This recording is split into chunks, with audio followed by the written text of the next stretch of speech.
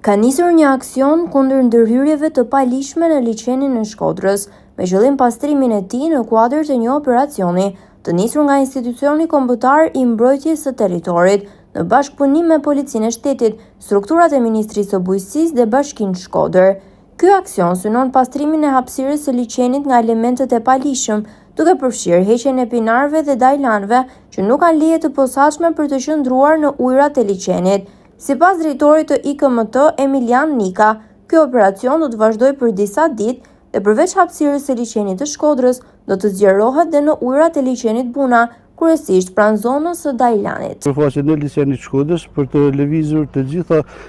strukturat e peshkimit që janë të vendosura në liçenin e Shkodrës, si dhe të Dajlanit, i cili është i vendosur përgjatë gjithë gjerësisë së shtatit lumit Buna. Aksioni do të vazhdojë për disa ditë, pasi edhe kushtet në të cilat nuk janë të zakonshme, sepse po zhvillohet në ujë, që nga viti i kaluar të gjitha strukturat që ndohen të vendosura në liçenin e Shkodrës nuk janë të pajisur me leje nga autoritetet përkatëse, dhe në këto kushte po bëhet ndërhyrje, sepse në këtë moment ato të gjitha struktura janë të paligjshme.